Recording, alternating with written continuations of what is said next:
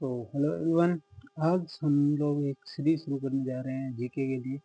इसमें सबसे पहले हम लोग इतिहास से शुरू करेंगे और इसके बाद में सारे सब्जेक्ट एक एक करके पढ़ेंगे। तो इतिहास में हम भारत के इतिहास को सबसे पहले कवर करेंगे। तो भारत के इतिहास को तीन भागों में बांटा गया है: प्राचीन भारत, मध्यकालीन भारत और आधुनिक भारत। आजकल एग्जाम में जो ट्रेंड है उसके हिसाब से मध्यकालीन भारत के ज़्यादा क्वेश्चन आ रहे हैं। तो हम लोग पहले शुरुआत में मध्यकालीन भारत कर लेते हैं, इसके बाद में आधुनिक भारत और फिर लास्ट में प्राचीन भारत करेंगे। तो मध्यकालीन भारत में हमें क्या पढ़ना है? सबसे पहले हमें मुस्लिम आक्रमण जो हुए थे विदेशियों के, उनके बारे में पढ़ना है। इसके बाद में हम लोग देखेंगे दिल्ली के जो सल्तनत काल का टाइम था उसको। इसमें मेनली ये चार वंश जो आते हैं इनको हमें पढ़ना है। और उसके बाद में जो मुगल काल आता है उसमें मुगल वंश को पढ़ना है। ठीक है, तो सबसे पहले हम लोग मुस्लिम आक्रमण के बारे में देख लेते हैं। मुस्लिम आक्रमण इनकी शुरुआत जो हुई थी वो ये जो अपना इंडिया है इसके पास में, ये इधर पाकिस्तान, फिर इधर ईरान, इराक और फिर इधर जैसे अरब पेनिनसुला आ जाता है। तो उस टाइम यहाँ पर मुसलमानों का राज था अरब में और ईरान, इराक इधर इस साइड में। तो यहाँ के जो राजा होते थे उनको कहते थे खलीफा। और सारे मुसलमानों की जिम्मेदारी उस खलीफा पर होती थी। तो इंडोनेशिया से एक बार हज का काफिला आ रहा था और यहाँ पर इस एरिया में डाकुओं ने हाजियों के काफिले को लूट लिया। तो खलीफा ने सिंध के राजा दाहिर से बात की कि भाई ये इलाका जो है आपके दायरे में आता है, आपकी हुकूमत में आता है, तो आप जो यहाँ के जो लुटेरे हैं उनको गिरफ्तार करो और हमारे हवाले कर दो। तो दाहिर ने कहा भाई हमारा उन पर कोई कंट्रोल नहीं है और नहीं हम ऐसी कोई चीज़ करने वाले हैं। तो इससे वहाँ का खलीफा गुस्सा होकर उन्होंने सिंध पर हमला कर दिया और सिंध को अपने कब्जे में ले लिया। तो सिंध को अपने कब्जे में लेने के लिए वहाँ के सुल्तान जो वहाँ के खलीफा थे उन्होंने मोहम्मद बिन कासिम नाम के एक शख्स को भेजा, जिसकी उस टाइम एज थी 17 साल। इसको कमांडर बना के भेजा था और इसने 1712 ईस्वी में राजा दाहिर को हराकर सिंध पर कब्जा कर लिया था। उसके बाद में मुसलमानों के हमले रुक जाते हैं और इधर अफगानिस्तान वगैरह के एरिया पर कब्जा हो जाता है। यानी कि सिंध, अफगानिस्तान, ईरान, इराक इस साइड में मुसलमान थे और अपने इंडिया में हिंदू राजाओं का राज था।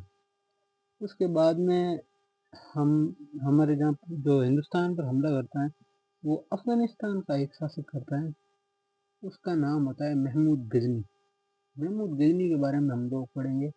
तो सबसे पहले वो यामिनी वंश का राजा था। ठीक है, तो यामिनी वंश का संस्थापक जो था वो अर्तगिन था। इनकी राजधानी थी जो गजनी थी, तो ये अपने नाम के पीछे गजनी लगाते हैं, जैसे महमूद गजनी। अर्तगिन का जो बेटा था पित्तगिन, इसका संघर्ष पंजाब के राजा जयपाल के साथ हुआ था। और अल्पतगिन का दामाद जो था ना सुबुक्तगिन, उसका बेटा था मोहम्मद गजनी। मोहम्मद गजनी या महमूद गजनी जो इसके बाद में हम लोग महमूद गजनी के बारे में देख लेते हैं। तो महमूद गजनी जो था, गजनी का शासक था, इसने भारत पर 17 बार हमला किया था।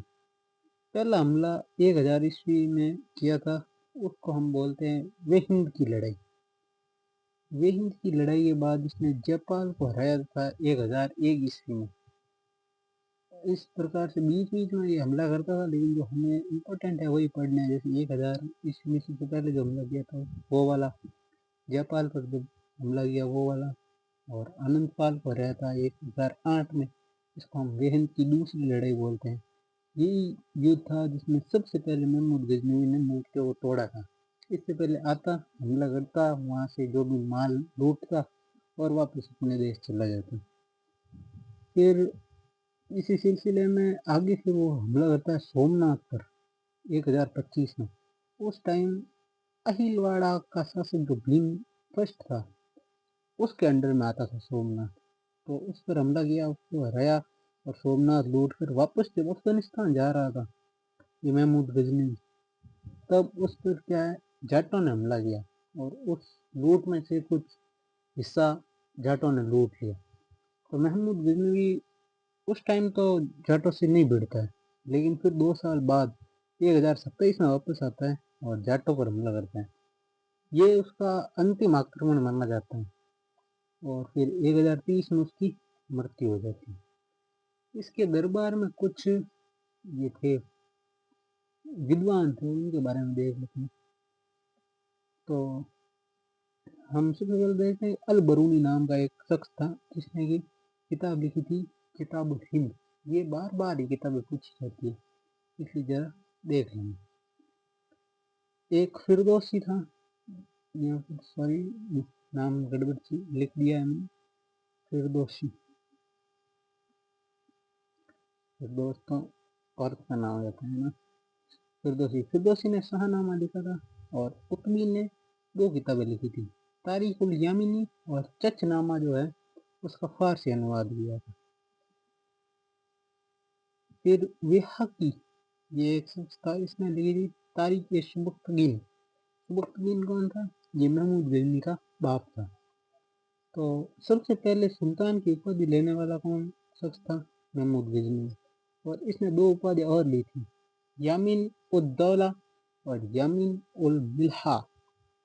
ठीक है, और इनका हमने देख लिया अलबरूनी, फिरदौसी, फारूकी, वहाकी और सौंदराई और तिलक इसके दरबार में रहते थे।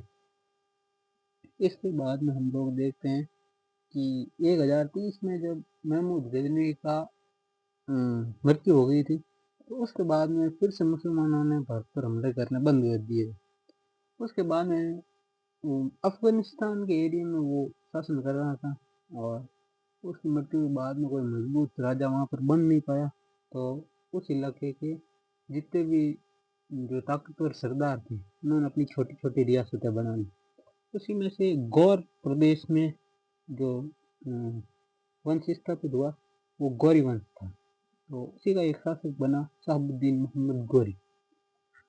ये गौर का शासक था। इसने सबसे पहले 1175 में मुल्तान पर हमला किया। मुल्तान ये है आज के पाकिस्तान वाले, मतलब जो पाकिस्तान का पंजाब वाला एरिया है वहाँ पर पड़ता है। 1171 पाटन ये गुजरात में, वहाँ पर भीम सेकंड का शासन था, उससे इसकी लड़ाई हुई थी। फिर 1191 में तराइन का फर्स्ट वॉर होता है जिसमें ये पृथ्वीराज की तरफ से स्कंद करके एक सेनापति को भेजा जाता है और वो मोहम्मद गोरी को हरा देता है। तो इसमें मोहम्मद गोरी की हार होती है और जब ये यहाँ से जाता है तो ये 2 कस्में खाता है कि मैं कुछ नहीं खाऊंगा ना कुछ पीऊंगा जब तक कि मैं पृथ्वीराज को हरा नहीं दूं।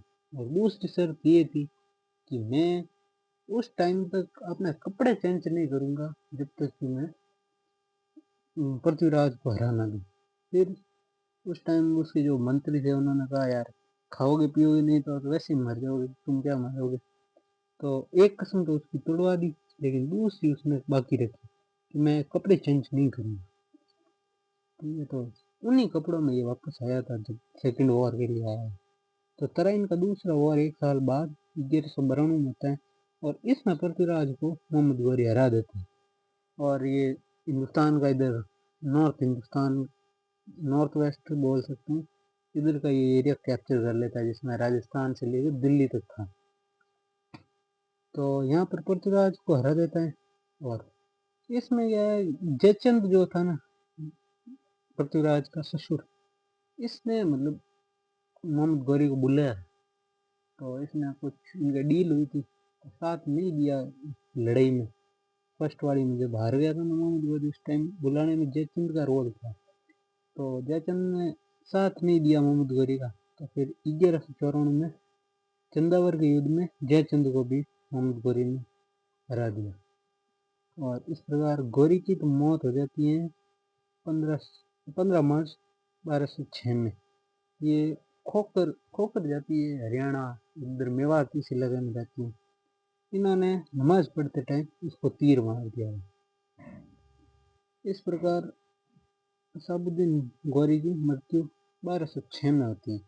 और इसके मृत्यु के बाद में ना जो ये गौर साम्राज्य है, ये इसके 4 गुलाम थे, उन्होंने ये तोड़ देता, मतलब उनको मिल जाता, जिसमें से जो हिंदुस्तान वाला साम्राज्य है ये मिलता है कुतुबुद्दीन ऐबक को।